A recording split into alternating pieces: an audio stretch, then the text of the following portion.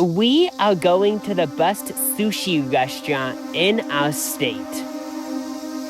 Where do we live?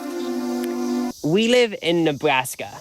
Right. Some might even say the best in the whole world. Whoa. Yeah, you hold that right. And the proof is right here in the pudding. And the pudding that I'm referring to is this Washington Post article. One of America's best sushi spots is in Omaha.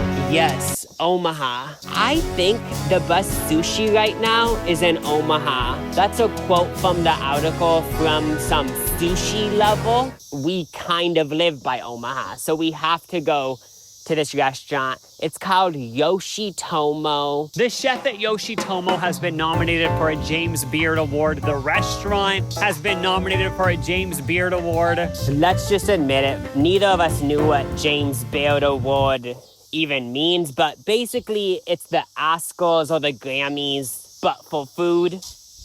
Since we're in Nebraska and we're not near any oceans, all the fish from the restaurant is caught in this lake right behind us. Very local. That's actually all a lie. According to the Washington Post article, he has relationships with some of the best fish vendors in the world. This seafood is being shipped in to Nebraska. Well, let's eat at the Nobu of Nebraska. Cha-ching!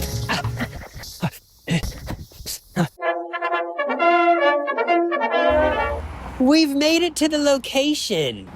So we walked into this exclusive Nebraska environment. It was dimly lit.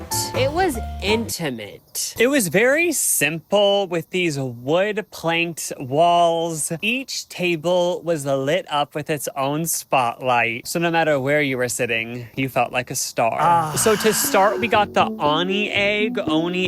When they brought it to the table, they let us know that there were over 30 ingredients on that plate. 3 types of egg. No, 4 types of egg. Whoa. This isn't your typical Easter Sunday deviled egg that your sister-in-law made. It's a lot more intricate. It very much reminds me of kind of a Little House on the Prairie dish. Ooh la la. I could definitely tell there was 30 ingredients because I was getting sucker punched in each corner of my brain. I couldn't focus on anything because I was tasting so many flavors at once. The potato salad. Oh, I'm not even gonna describe it. You guys get it. I was very wowed that it had over 30 ingredients in it, but then I remembered that so does Cheetos. You know, like I've already eaten a bunch of processed items in my life that have hundreds of ingredients. But the fact that this wasn't made in a factory, somebody in that building's hands placed the 30 ingredients together, you know? It wasn't a machine, and it was so much better than Cheetos, obviously. Then we got a bite. We got the prairie tuna, which is a joke item. Tuna in the prairie? What? Basically, it's Wagyu beef. This Wagyu is from Iowa, massaging the cows, and somehow it makes the flavor way better. That's why I would never get a massage, because you know they're giving you a massage monthly. One day they're gonna put a little pill in your mouth while they're giving you the massage, and they're secretly a cannibal and gonna eat you, and they've been massaging you for the past year because they know it makes your meat more tender. So when I bit into this, I didn't bite into it, let's be clear. When I swallowed this whole, I could have just had it go down immediately because it was so tender. It was like it was lubed up or something. It would have just slid right down and I would have enjoyed the flavors, but I wanted to savor it, so I was biting into it, chewing. Ugh. I've never had Japanese Wagyu, but Iowa does it great. Lucas said everything I was wanting to say. It was obviously delicious. Then we got this thing called Hama toast. It's a bite.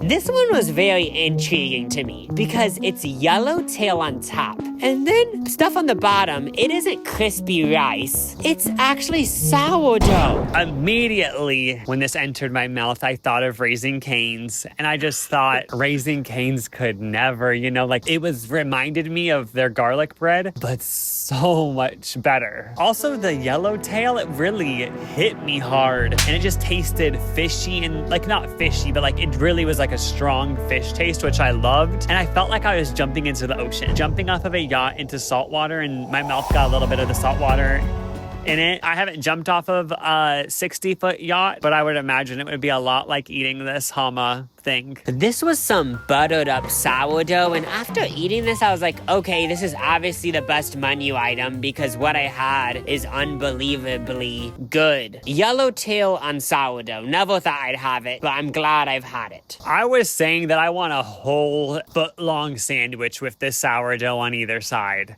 Some bacon, some yellowtail, some aioli, some coleslaw. Now we're digging into another bite. A burger miso. It's a seaweed taco with pork belly in the middle. When I ate the taco, I was like, okay, this is a barbecue type thing. I got barbecue, then with a mix of like soy sauce or something. I'm just loving these bites because I love how you just pop it in your mouth, and then you move on to the next thing. And it's like the perfect thing to have for a bite because it's so flavorful that maybe if I did have more than one of these, I would blow up. There'd be like a bomb that goes off in my body because it's too much. I actually tried to bite into mine like a taco, but I realized, okay, it's a bite. It's time to shove it all in at once. And immediately I got transported to the country. A nice country home. Mama's cooking up some pork. She's trying to do a sushi thing. And the thing is, it's our first time trying the vibe, and it works. Mama's talented. Like, that's the world I was living in while chewing this. And also, there was sort of like a jam. A sweet jam. So we're done with the bites. Moving on to the sushi rolls. First of which is going to be ranguchi. Crab rangoon. Mix that with Gucci. Ranguchi. Because it has crab rangoon in it. Why are they adding in Gucci just for fun, is what you're saying? Just a vibe, I think. Okay. I think it's a vibe thing. So like I said, crab rangoon mix, some shrimp tempura, covered in red chili sauce. Sweet pineapple chili sauce, I'm pretty sure. And it was spicy. Like, at first I was like, oh, hey, this is kind of cute, a cute spice. Minutes later, my tongue was still dealing with the consequences of the beating it went through. To me, it tasted like sriracha was drizzled all over the top. You would think, though, crab rangoon inside of a roll, it's gonna be so rich. No, they added the perfect amount where it wasn't gross. I feel like if you added too much, it would be gross, but they added the perfect amount where I was just like, I love crab rangoons. Just a little bit of Gucci. Now we're trying the next roll that we got, which is Kobayashi Maru. There's some smoked salmon on top. There's a spicy crab mix in the inside. But what stands out to my naked eyes are the broccolini all up in this sushi roll. Every bite would have broccolini. I don't think I've ever seen a sushi roll with like broccoli in it. I'm not even gonna finish my sentence. I think it actually caused me to have one of those moments where like you get stuck in a loop. I was kind of stressed after I took my first bite because all I was thinking was, what is that flavor? What is this one specific flavor in this roll that I need to know the answer to that because I need to have this more in my life? I couldn't really enjoy the roll because I was stressed about it being in my future. Like, I wanted to make sure it would be in my future, so I needed to find out what that taste was. And I still don't really know what it was. Okay, I'm gonna say it. Wait, am I actually gonna say it? Is it the best sushi roll I've ever had in my life? Wait, for real? I'm not kidding. Like if I was Hugh Hefner, this would be the main girlfriend at the moment. There's this weird phenomenon that when you have a camera in your face and a mic right up by your mouth, you get kind of starstruck by the lights of Hollywood. So can you just think about it without Hollywood being in your face? That's what's so scary about saying something so important on the record. It's just like I want to just speak my truth in the moment. Maybe tomorrow it won't be my favorite role, but I might as well live in my truth in this moment. So it is your favorite roll, it sounds like? Yeah. So I think the taste you were talking about earlier, where you were like, what is this? I think it's when they torch stuff. This was torched on the top. It had a little bit of a charred taste, and that taste in a sushi roll. Oh! Yeah, I think it might be the charred salmon, honestly. And of course, the broccoli you could taste, but thankfully you couldn't taste it too much because that would be so gross. It was more fun just looking at it, and the crunch. The crunch added so much. Broccoli. I also used the restroom at the bus sushi restaurant in Nebraska, and wow, those buttons, that's kind of cool. I gotta say, this bathroom was very tranquil. It was nice to let all my fluids go in this space? While I was looking at the menu, I noticed some of the sushi rolls had barbecue paper. It wasn't wrapped in seaweed. It wasn't wrapped in soy paper. It's wrapped in barbecue paper. This roll is called the Rodeo. So it's Wagyu beef wrapped in barbecue paper. There was a lot happening, but I was like, okay, I have to try this right now. Oh my gosh, I've never had a sushi roll that tasted like a burger. It didn't taste like, oh, a fast food burger. Oh, just a regular burger. No, this tasted like an elegant burger. I immediately just thought, Dad would love this. If only Dad was with us, you know? Like, this would be his role. I was just so intrigued by the barbecue paper, too, like Jacob said. And it sort of was like a potato chip that was barbecue flavored, but not, but kinda. Also, you may have noticed that none of the sushi rolls came with wasabi or ginger. And from an article that I read, I guess that's something that he does. Rolls don't come with wasabi or ginger, but you probably could ask for it. There also wasn't soy sauce on the table, but we did see someone asked for soy sauce and you can get it. But I feel like it's kind of the vibe of you're supposed to enjoy it just how it is. Because I think when we sat down, the waiter told us that there isn't any substitutions for the menu. Put the effing soy sauce and ginger and wasabi down. You don't know what you're doing. No one told us that, but I feel like that is what was meant. Now we're switching to a plate. We have to try one of these plates. We decided on a very popular item. People love this item. It's kani miso. It's crab fat, breadcrumbs, sushi rice, salmon roe on top, which are those little bubbles, which I love. Luckily, we gotta use our gold spoons for this because the waiter told us, by the way, I would recommend using the spoon, which I like how they do those little hints. You aren't being all goofy trying to eat this with chopsticks when you should just use a spoon because it's there. So they kind of guide you in that way. This was the richest thing we had so far. That crab fat.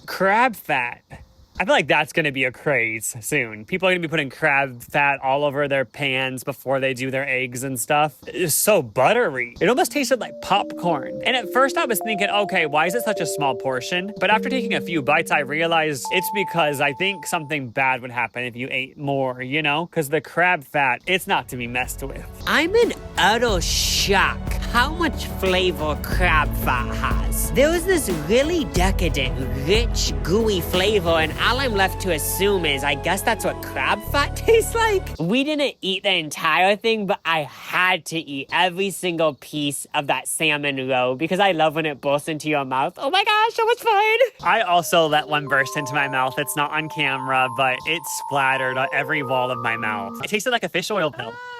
They also had some sashimi and nigiri, so we decided to try some of that. We got the salmon nigiri, 4 pieces. It actually is king salmon, to be specific. I knew about king crab. I didn't know about king salmon. And I was excited to try this to just compare it to other salmon nigiri I've had, since this is more of an elevated one, you know? And the first bite, I did taste something extra. I tasted this mayo and vinegar. It was just so good, and I was like, that can't be the salmon. Did they spray it with spray butter or something? What is going on? Because it's so good. I've dibble-dabbled in nigiri, but this nigiri was so smooth and soft. And like Lucas said, there was this mayonnaise flavor.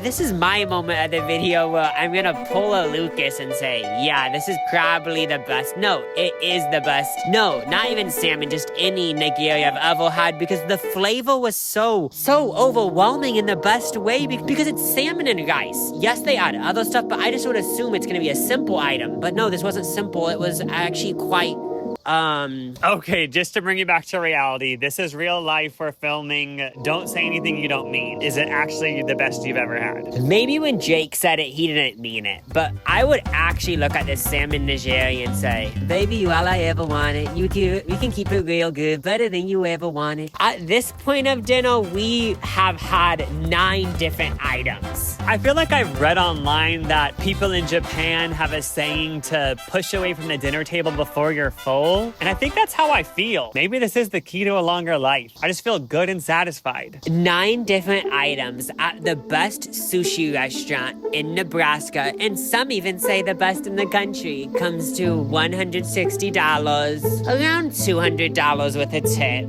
I gotta say that it was definitely worth the splurge. Neither of us are claiming to be sushi experts or Japanese experts. And then the microphone for some reason turned off, but basically we both loved this restaurant, and Nebraska is the good life.